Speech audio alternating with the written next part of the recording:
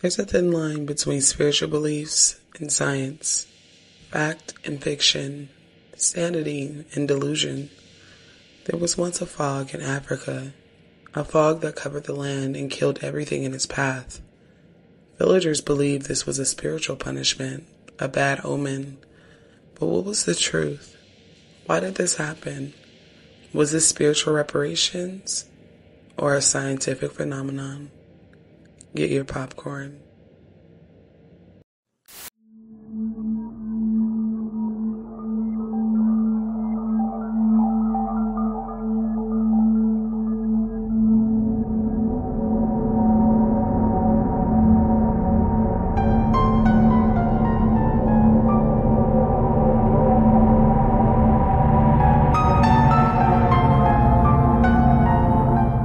Our story begins with a stunningly beautiful lake in Manaun, near Cameroon, Africa. Nestled against the backdrop of towering mountains and dense vegetation, this serene volcanic lake appears to be paradise on Earth. The calm and crystal clear waters stretch out towards the horizon, reflecting the hues of the setting sun.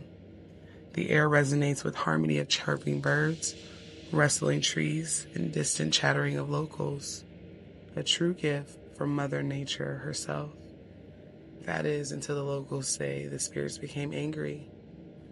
On August 15th, 1984, 12 men drove a truck along a road on Lake Manaun. 2 of the men sat on the roof, the other 10 within the cabin. As they passed through a wooded area, a dense fog appeared. The driver was not concerned, as a foggy evening aside the lake was not out of the ordinary.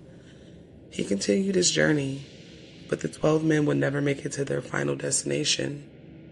Moments later, the engine of the vehicle came to a complete stop. Confused, the driver began to turn the keys to his ignition several times in an attempt to start the truck, but nothing happened. The 2 men sitting on the roof of the truck watched as the other 10 passengers got out one by one to try to remedy the truck's issues. To their horror, they witnessed each of the 10 men collapse without a single word being uttered, witnessing what seemed to be an invisible force strangling each of the men. As they looked around at the surrounding area, they heard the livestock around them shrieking and collapsing to the ground, just as the 10 men did.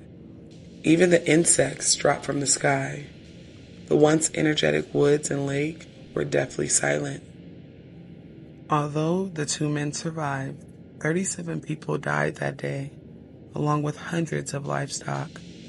Cameroonian officials had no idea what the cause was. Residents in the area reported hearing an explosion and then the appearance of a thick fog, stating the fog never rose a few inches from the ground. This is why the 2 men that sat on the roof of the truck survived to tell their stories. Officials suspected an active volcano that sat below the lake, posing the possibility of an eruption that emitted toxic fumes into the atmosphere. But upon testing, it was determined that the volcano was not active at the time. Cameroonian officials also posed the theory of a terrorist attack via chemical warfare, but this was a very remote area and there was no reason for an attack, so the theory was quickly dismissed. Scientists were baffled and couldn't figure out what was the cause of this, so instead of further investigating, they began an intricate cover-up operation, erasing the unexplained tragedy from history in hopes of putting the event behind them. Most of the people in the country had no idea that this even took place. Just as quickly as the event occurred, it was forgotten and wiped from history. That is, until an eerily similar occurrence happened again, but this time the devastation and consequences of not conducting a proper investigation would be deadly. On August 21st, 1986, almost 2 years to the exact date, 62 miles from Lake Manaun, residents of a town on Lake Nyos went about their daily routines.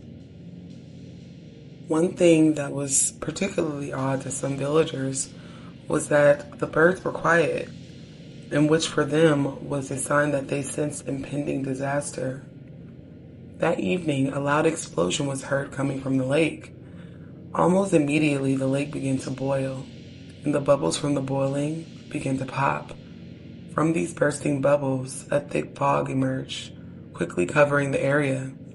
Most of the local villagers weren't aware of what was happening, as the majority of them were sleeping. A resident named Halima recalls how she was awakened by noises and voices that she could not decipher. She quickly realizes the noises were of people wailing, choking, suffering. She then became dizzy and passed out. In the mountain above the lake, a man named Chi watched as the fog covered the town.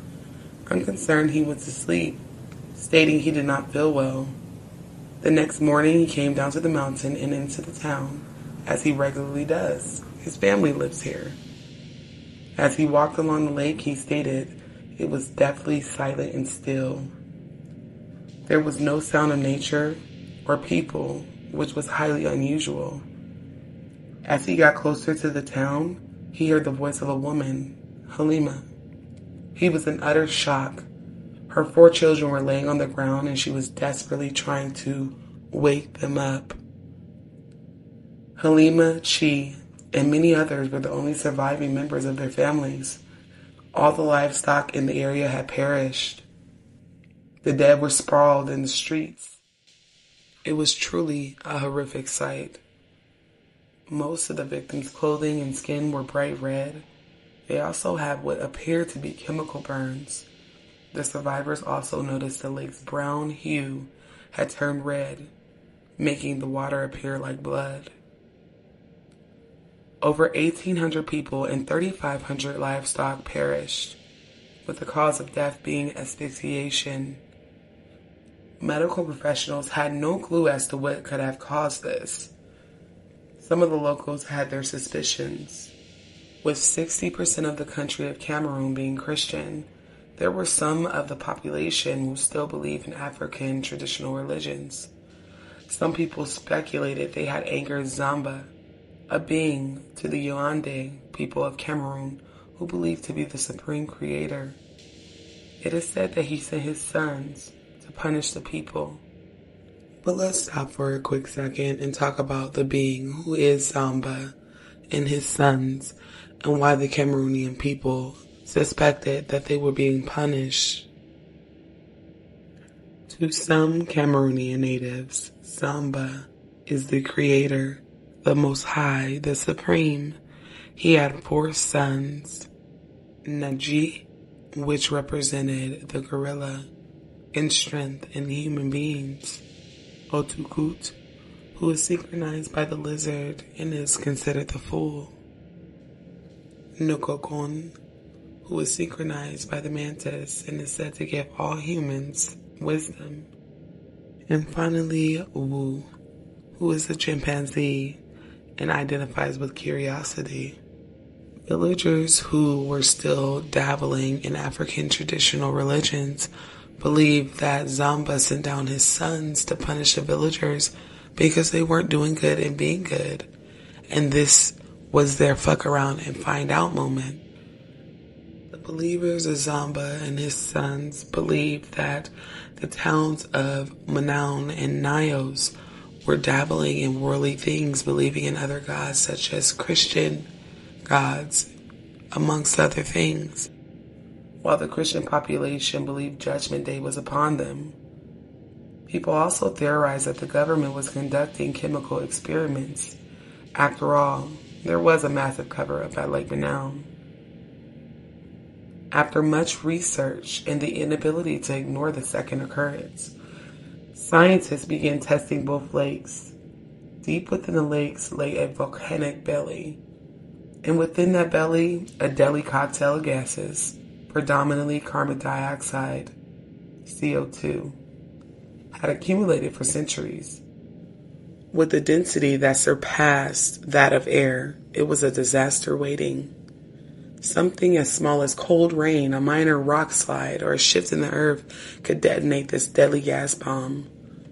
On the night of August 15, 1984, and August 21, 1986, the buildup of CO2 had caused an explosion. An explosion so strong it created a tsunami at the lakes. The tsunami wasn't the primary issue. The mist that sprayed from the tsunami was. It was all CO2 and other toxic gases from the volcano at the bottom of the lake. CO2 is much more dense than oxygen and unbreathable. This wave and the boiling of the lake replaced all the oxygen in the area with CO2. This is why the truck with the 12 occupants on August 15th, 1984 stopped, as there was no oxygen to circulate through the engine. It also explains the red lake, red residue on the clothing, and the chemical burns on the deceased and survivors' bodies. It was all carbon dioxide. The Nyos Lake incident served as a grim reminder of humanity's vulnerability in the face of nature and some spiritual forces. In the years following the disaster, measures were taken to prevent further destruction and death. A degassing system was implemented, aiming slowly to release the accumulated CO2 from the depths of the lake, ensuring that it would never build up to the catastrophic levels it did. Evacuation protocols were also established, ensuring the safety of the surrounding communities in the event of similar occurrences. Although officials and scientists have come to a conclusion and a solution to make sure this never happens again, the villagers have all but deserted this area where the tragedy happened, and firmly believing that the natural disaster was the work of an angry spirit. Some villagers to this day still leave offerings for the spirit that they say caused this tragedy, ensuring that they never experience it again. But what do you think? Leave me a comment down below. Have you ever heard of the story of Lake Nyos or Lake Manaun? If you would like me to cover a story, please leave it in the comments. If you have a spooky, spiritual reparation, haunted people, places, or things story that you'd like me to recite, please send me an email. Y'all do good. Be good.